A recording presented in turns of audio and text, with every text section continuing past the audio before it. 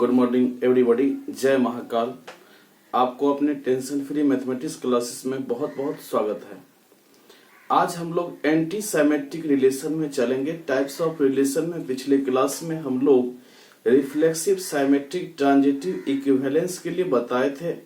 आज हम लोग चलेंगे एंटी साइमेट्रिक रिलेशन में। किस में चलेंगे? Anti symmetric relation. ये एंटी साइमेट्रिक रिलेशन होता क्या है? Anti symmetric relation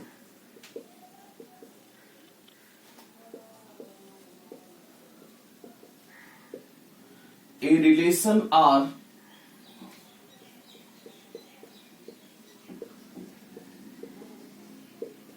on a set A is called anti-symmetric relation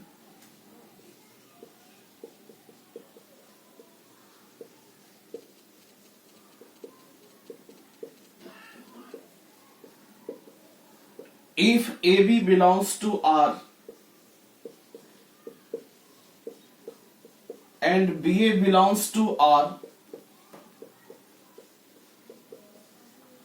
this implies A बराबर B।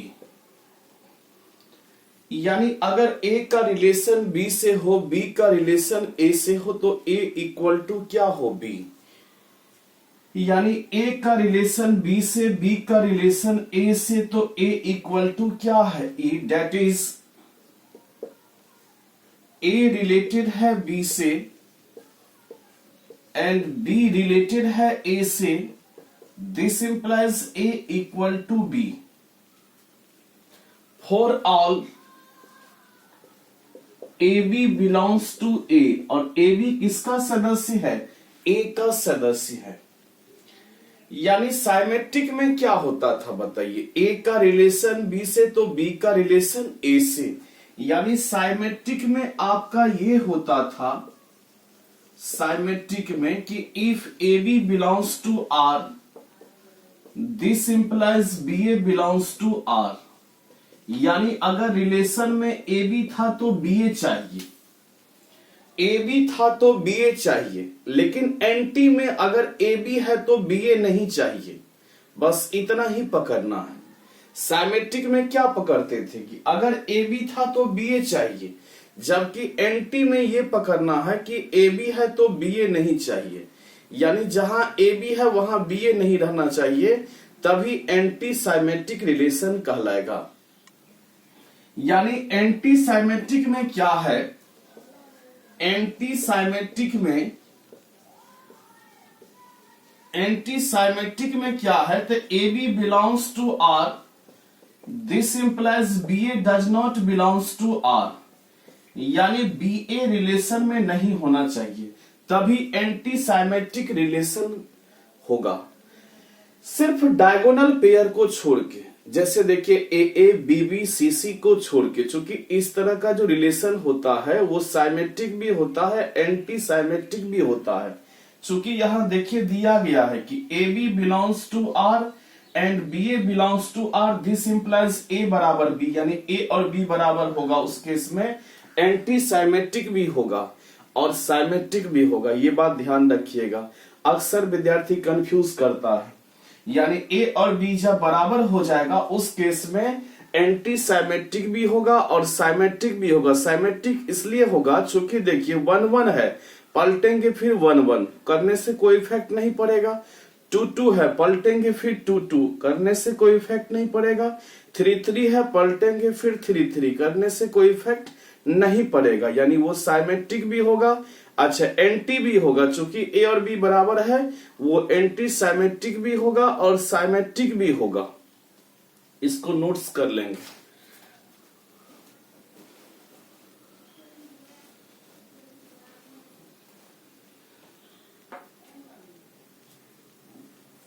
साइमेट्रिक और एंटी साइमेट्रिक दोनों होगा उस केस में जब दोनों एलिमेंट सेम हो।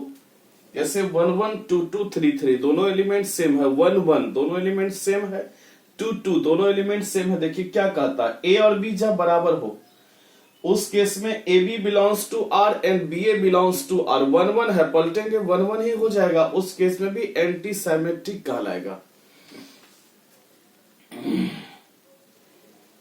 ठीक है,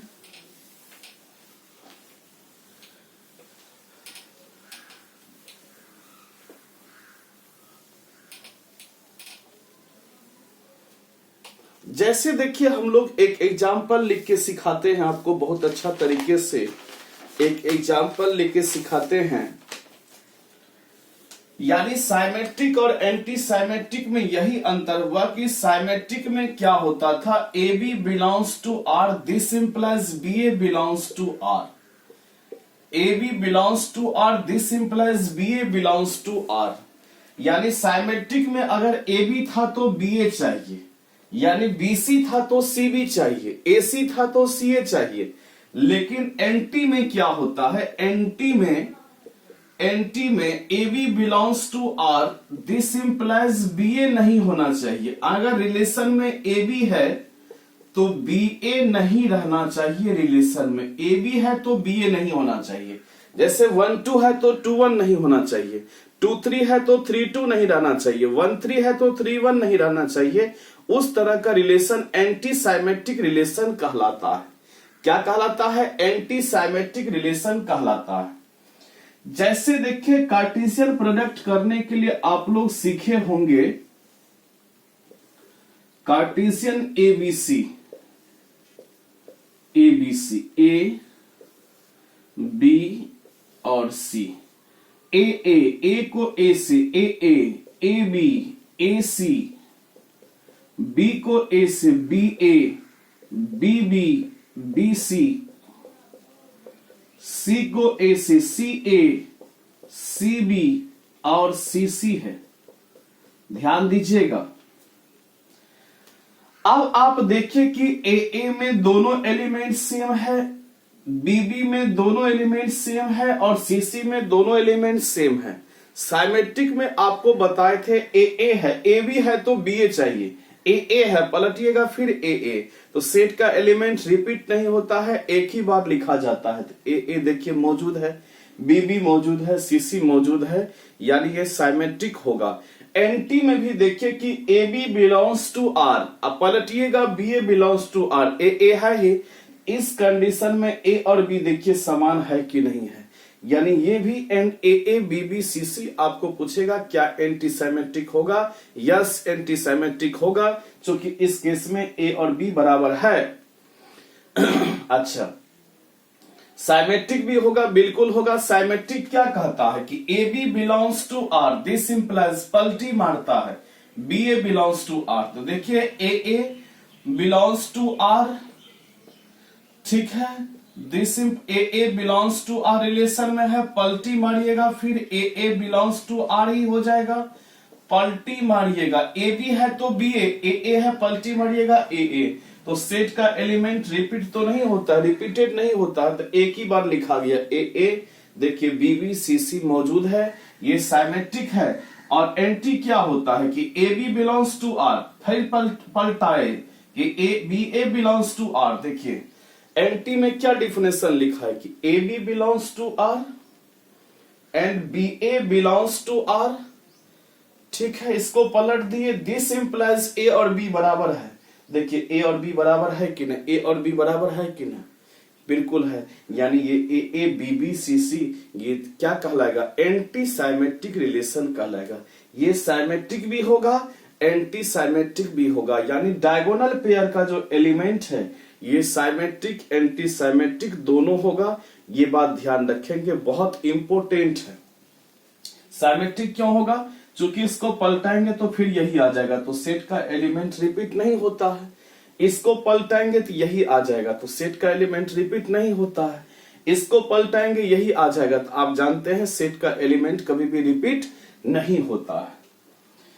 तो चलिए, तो ये साइमेट्रिक भी हो गया, डायगोनल पेयर का एलिमेंट। एंटी साइमेट्रिक, एंटी क्यों हुआ, क्योंकि एंटी का क्या लिखाए थे, AB belongs to R and BA belongs to R, this implies A बराबर B। AA belongs to R, पलटाइएगा फिर AA। इस कंडीशन में देखिए कि A और B बराबर है कि नहीं है, तो बिल्कुल है, ये एंटी साइमेट्रिक रिलेशन कहलाएगा। ए क्या कहलाएगा? एंटी साइमेट्रिक रिलेशन कहलाएगा। बीबी क्या कहलाएगा? एंटी साइमेट्रिक रिलेशन कहलाएगा। सीसी क्या कहलाएगा? एंटी साइमेट्रिक रिलेशन कहलाएगा। इसको नोट कर लेंगे, एक एग्जांपल देके हम बहुत अच्छा तरीका से सिखाएंगे।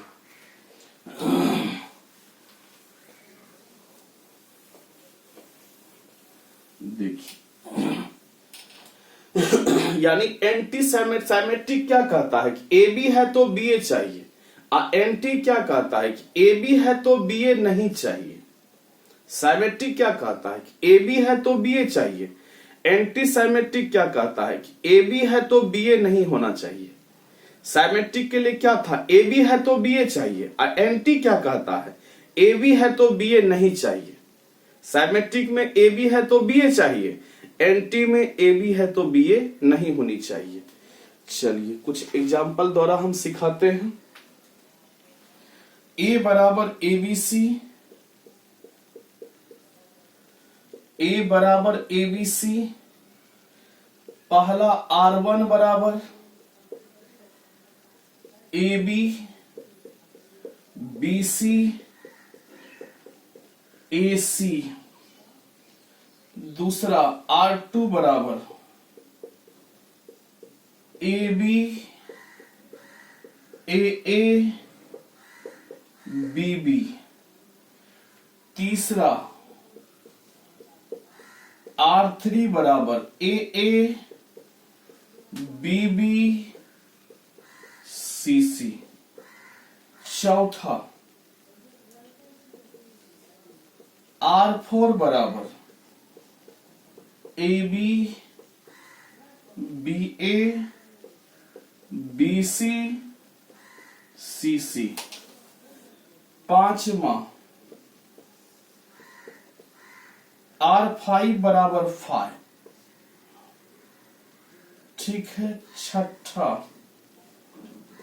ए बी सी ए सी सी ए सी सी। इसमें देखिए, चलिए पहला रिलेशन में देखते हैं हम लोग को ए बी अगर है तो बी ए चाहिए, कहीं भी नहीं है। ठीक है। साइमेट्रिक के लिए ए बी है तो बी ए चाहिए, एंटी के लिए ए बी है तो बी ए नहीं चाहिए। देखिए साइमेट्रिक के लिए ए बी अगर है तो बी ए चाहिए, एंटी के लिए क्या है? ए बी है तो बी ए नहीं होना चाहिए, कहीं बी ए है नहीं है। इसका मतलब ये रिलेशन, सॉरी, ए बी है तो बी ए चाहिए, ए बी है तो बी ए नहीं होना चाहिए। अच्छा, साइमेट्रिक के लिए ए बी है तो बी ए चाहिए, एंटी के लिए ए बी है तो बी ए नहीं होना चाहिए। ए बी है तो कहीं बी ए है नहीं है, बी सी है तो कहीं सी बी है नहीं है, ए सी है तो कहीं सी ए है नहीं है। That means ये एंटी साइमेट्रिक रिलेशन कहलाएगा। पूछता क्या ये साइमेट्रिक होगा? तो नहीं होगा, क्योंकि ए बी है तो बी ए चाहिए, बी सी है तो सी बी चाहिए, ए सी है तो सी ए चाहिए, तब होता साइमेट्रिक। लेकिन एंटी साइमेट्रिक का क्या कहना है? एंटी साइमेट्रिक में ए बी था तो बी ए चाहिए। एंटी का क्या कहना है कि ए बी अगर है तो बी ए नहीं रहना चाहिए। ये बात ध्यान रखिएगा, ए बी है तो बी ए नहीं रहना चाहिए, 1 2 है तो 2 1 नहीं रहना चाहिए। अच्छा, यहाँ ए बी है तो बी ए कहीं भी नहीं है। ठीक है। ए बी बी ये तो हमेशा क्या होता है? एंटी साइमेट्रिक होता है और साइमेट्रिक भी होता है, जानते हैं। ए बी है तो बी ए नहीं है, अगर बी ए प्रेजेंट रहता उस केस में एंटी साइमेट्रिक नहीं होता, क्योंकि एंटी साइमेट्रिक का कहना है कि ए बी है तो बी ए नहीं होना चाहिए, और ए जब दोनों एलिमेंट सेम हो तब हमेशा साइमेट्रिक एंटी साइमेट्रिक दोनों होता है। अच्छा, पूछता क्या ये साइमेट्रिक होगा? तो नहीं होगा, क्योंकि ए बी है तो बी ए चाहिए। एंटी क्या कहता है कि ए बी है तो बी ए नहीं होनी चाहिए। चलिए ए बी बी सी सी दोनों एलिमेंट अगर सेम हो एंटी साइमेट्रिक होता है। यहां पे देखिए, अगर ए बी दिया है तो बी ए भी दिया है, दैट मीन्स ये एंटी साइमेट्रिक नहीं कहलाएगा। एंटी साइमेट्रिक का कहना है कि ए बी है तो बी ए नहीं होना चाहिए, जबकि बी ए यहां प्रेजेंट है। और आगे तो हम लोग को बढ़ना नहीं है। एक भी फॉल्ट अगर पकड़ा गया दैट मीन्स ये एंटी सेमेटिक नहीं है। एंटी सेमेटिक का सख्त हिदायत है कि दोनों एलिमेंट सेम है तो ठीक है। देखिए दोनों एलिमेंट सेम है तो ठीक है, लेकिन जब भी ए बी है तो बी ए नहीं होना चाहिए। साइमेट्रिक का कहना था कि ए बी है तो बी ए चाहिए, एंटी का कहना है कि ए बी है तो बी ए नहीं होना चाहिए। चलिए ए बी, चलिए आगे। आर फाइव बराबर फाइव, क्या ये एंटी साइमेट्रिक है? बिल्कुल है। फाइव मतलब क्या होता है? कुछ नहीं। जब ए बी रहेगा तब ना बी ए नहीं होना चाहिए, और ए बी है ही नहीं, that means already anti symmetric है। अब देखिए ए बी है तो बी ए देखिए नहीं है। अच्छा बी सी है तो सी बी नहीं है। ए सी है तो सी ए दिया गया है, दैट मीन्स ये भी एंटी साइमेट्रिक नहीं होगा। किसी एक पेयर के लिए अगर फॉल्ट होता है दैट मीन्स ये भी एंटी साइमेट्रिक नहीं होगा, क्योंकि ए सी है तो सी ए दिया हुआ है। ए बी है तो बी ए अगर रहेगा, ए बी दिया है बी ए भी प्रेजेंट रहेगा, उस केस में एंटी साइमेट्रिक नहीं होगा। ए सी है तो सी ए प्रेजेंट है, यहां देखिए इसके लिए तो नहीं प्रेजेंट है, इसके लिए लेकिन यहाँ पे प्रेजेंट है। एक भी अगर फॉल्ट होता है दैट मीन्स ये एंटी साइमेट्रिक नहीं होगा, यानी R4 और R6 एंटी साइमेट्रिक नहीं होगा, बाकी सब एंटी साइमेट्रिक रिलेशन होगा। ये आप लोग उतार लीजिए, एंटी साइमेट्रिक, ठीक है।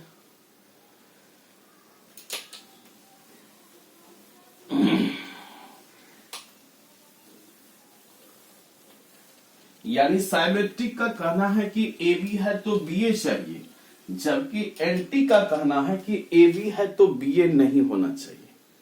ए बी है तो बी ए नहीं होना चाहिए, सिर्फ डायगोनल पेयर को छोड़ के। डायगोनल का एलिमेंट जैसे ए ए बी बी सी सी, इस तरह का एलिमेंट जिसमें दोनों एलिमेंट सेम हो, इस तरह का कंडीशन में साइमेट्रिक एंटी साइमेट्रिक दोनों कहलाता है।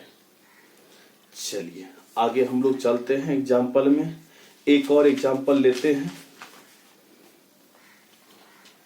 लेट ए बराबर 1 2 3 4,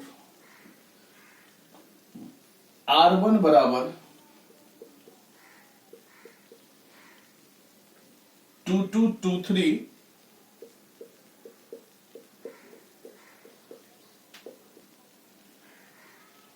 टू 4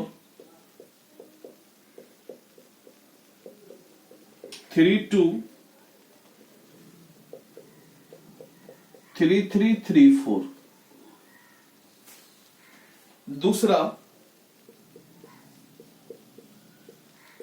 R2 बराबर 1 1 1 2 2 1 2 2 3 3 4 4।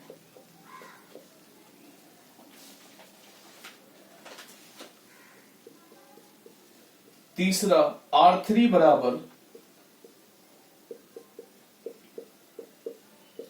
2 4 4 2। चौथा R4 बराबर 1 2 2 3 3 4।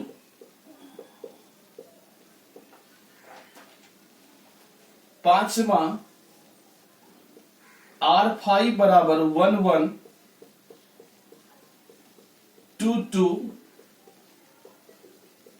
3 3 4 4।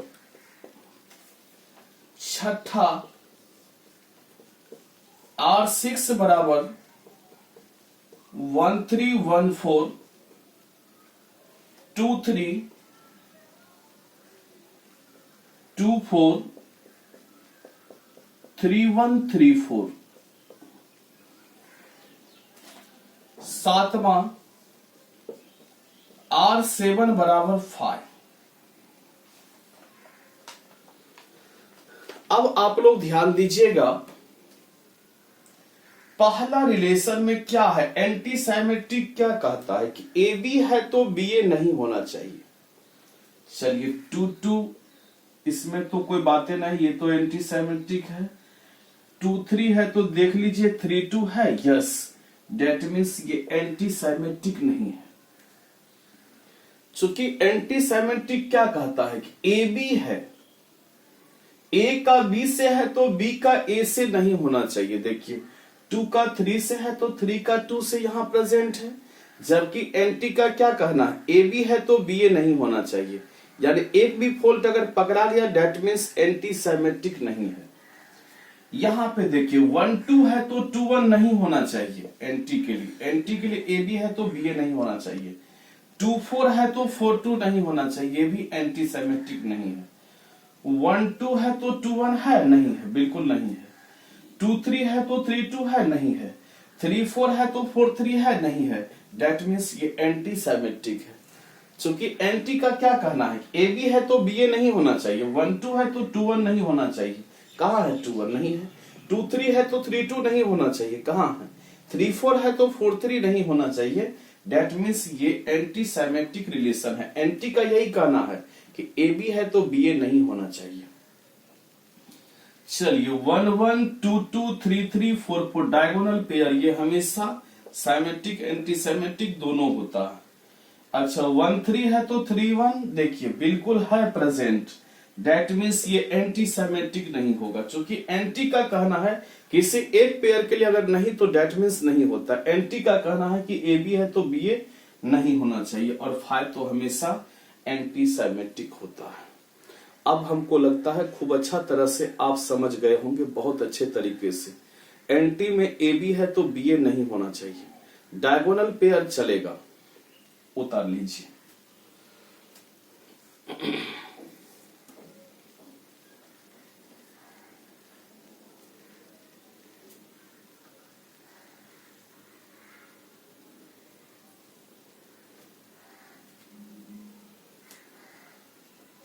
उतार लीजिए।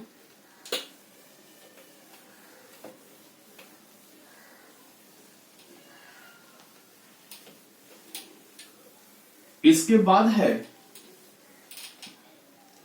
Equivalence classes of a relation.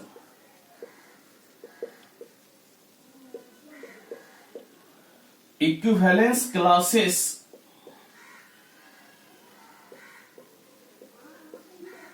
Of a relation.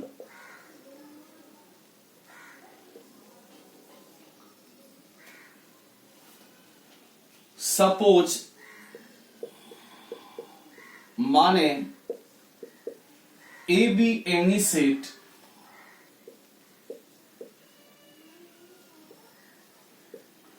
and RBN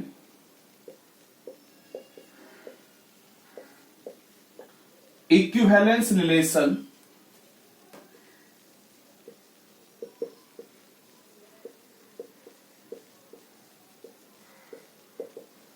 माने कि ए कोई सेट है, मान लिया कि ए कोई क्या है, सेट है, और आर क्या है, इक्विवेलेंस रिलेशन है।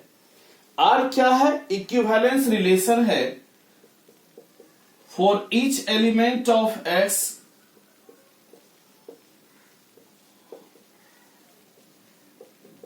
इन ए, जिसमें x का सभी एलिमेंट कहां रहेगा, a में रहेगा।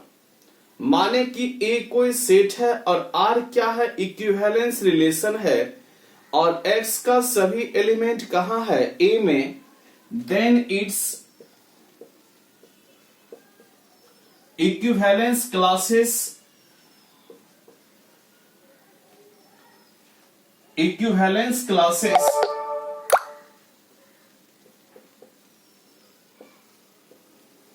of x is denoted by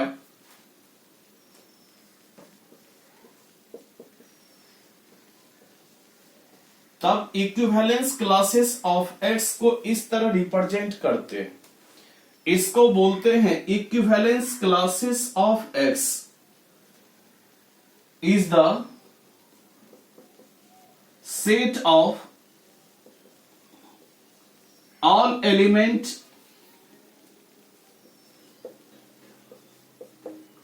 of all element of y in A। माने कि A कोई सेट है, माने कि A कोई क्या है, सेट है। माने कि A कोई सेट है और R एक इक्विवेलेंस रिलेशन है जिसमें कि X का सभी एलिमेंट A में प्रेजेंट है, तो उसका इक्विवेलेंस क्लासेस ऑफ X को इस तरह रिप्रेजेंट करते हैं। Then set of all element of Y in A, जिसमें कि Y का सभी एलिमेंट भी किस में प्रेजेंट रहेगा, A में प्रेजेंट रहेगा। यानी इक्विवेलेंस क्लासेस ऑफ X बराबर Y बिलोंग्स टू A और XY belongs to R, XY relation में रहेगा। ध्यान से फिर से समझिए, माने कि A कोई क्या है, सेट है, R क्या है, इक्विवेलेंस रिलेशन है। यानी जब इक्विवेलेंस रिलेशन रहेगा तो ही इक्विवेलेंस क्लासेस निकलेगा। जब इक्विवेलेंस रिलेशन अगर नहीं रहेगा उसका इक्विवेलेंस क्लास नहीं निकलेगा। यानी जब रिलेशन इक्विवेलेंस रहेगा तो ही उसका इक्विवेलेंस क्लास निकलेगा। अगर रिलेशन इक्विवेलेंस नहीं रहेगा उसका इक्विवेलेंस क्लास नहीं निकलेगा। यानी माने कि A कोई सेट है, R क्या है, इक्विवेलेंस रिलेशन है जिसमें X का सभी एलिमेंट कहां प्रेजेंट रहेगा, A में रहेगा। देन इट्स, तब उसका इक्विवेलेंस क्लासेस को इस तरह डिनोट करेंगे, is the set of all element of Y in A, जिसमें Y का सभी एलिमेंट किस में रहेगा, A में रहेगा। और इसको परिभाषित किया जाता है इक्विवेलेंस क्लासेस ऑफ X बराबर Y होता है, Y बिलोंग करता है A से और